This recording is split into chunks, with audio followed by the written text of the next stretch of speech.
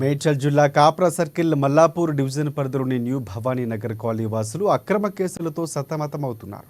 40 ఏళ్ల క్రితం ఏర్పాటైన న్యూ భవానీ కాలనీలో కొంతమంది దోచుకునేందుకు యత్నిస్తున్నారని సంక్షేమ సంఘం అధ్యక్ష కార్యదర్శులు ఆరోపించారు. భవానీ నగర్ కాలనీలో తామంతా కలిసి ఫ్లాట్లు కొన్నామన్నారు. పలువురు వేసిన అక్రమ కేసులతో కొలిక్కి వచ్చిన తమను కోర్టుకెక్కిన తమకు ఇక న్యాయస్థానం సైతం తమకు అనుకూలంగా తీర్పు ఇచ్చిందని తెలిపారు. అయినా వదలకుండా ఓఆర్సీతో ఆర్టీఓ ద్వారా కాలనీ సంక్షేమ సంఘం వారికి నోటీసులు జారీ చేసి పిలిపించారంటూ అసహనం వ్యక్తం చేశారు. ఆగస్టు 3న ఆర్టీఓ ఆఫీస్కి కాలనీ వాసులందరం కలిసి కట్టుగా వెళ్లాలని నిర్ణయించినట్లు వెల్లడించారు. తమపై అక్రమ కేసులు పెట్టిన వారిపై చర్యలు తీసుకొని తమకు న్యాయం చేయాలని కోరుతున్నామన్నారు. కొందరి కారణంగా తమ కాలనీలోని మైసమ్మ దేవాలయంలో ప్రతి ఏటా నిర్వహించే బోనాల పండుగ సైతం నిర్వహించకుండా బెదిరింపులకు పాల్పడుతున్నారంటూ ఆవేదన వ్యక్తం చేశారు. ఇక దేవాలయాన్ని తమ కాలనీ అసోసియేషన్కు అప్పచెప్పాలని అధికారులను కోరుతామని కాలనీ కార్యదర్శులు వివరించారు.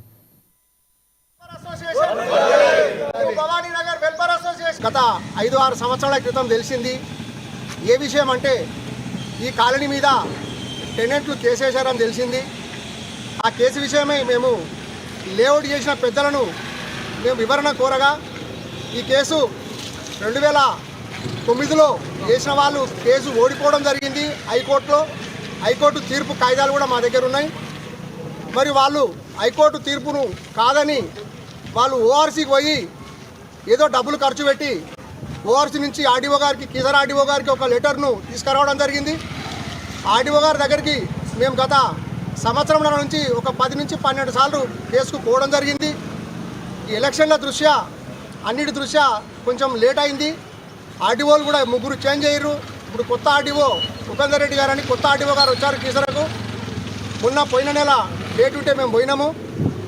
ఆయన ఆ కేసు నేను చదవలేదు, నేను చదువుకొని మీకు మళ్ళీ చెప్తా అని చెప్పి మనకి 3వ తారీఖు మళ్ళీ టైం ఇవ్వడం జరిగింది.